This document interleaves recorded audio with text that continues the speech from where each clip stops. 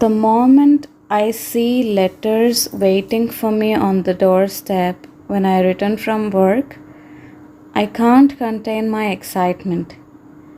It's almost as if I'm face to face with my near and dear ones, and they are speaking affectionately to me. Instantly, the exhaustion of office work vanishes, and my heart grows light. Instead of entering the kitchen muttering, "Oh no, oh God," which is what I usually do when I come back tired,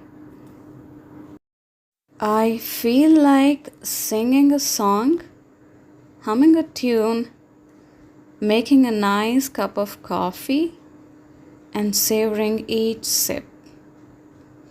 What is more, the sight of inland letters or envelopes in a familiar hand gives me the energy and enthusiasm to quickly make and eat some pakodas or bhajis.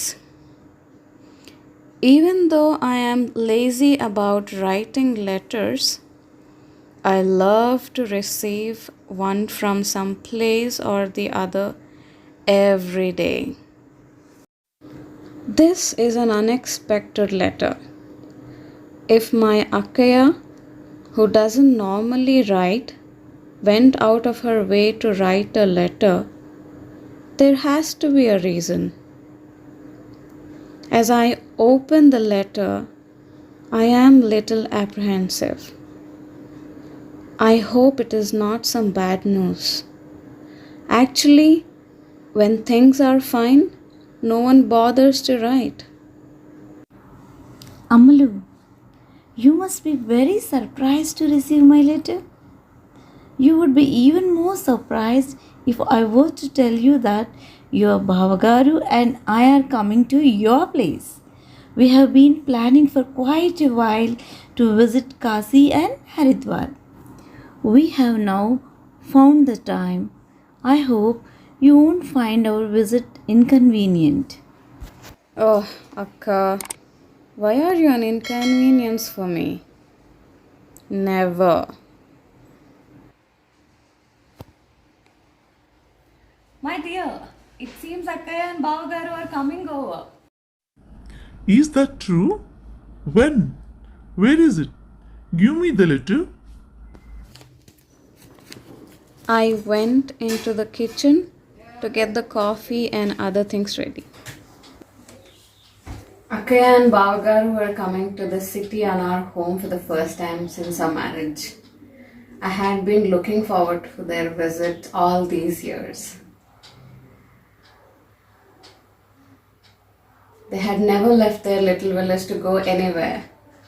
Using children, cattle, cooking, etc. as excuses, they had always avoided moving out.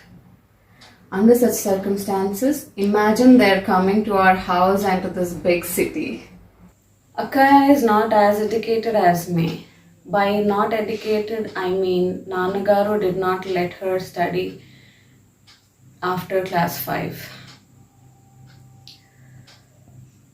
Of what use was education for a girl? Those were the days when people thought it was enough if a girl was able to keep the fisherman's accounts.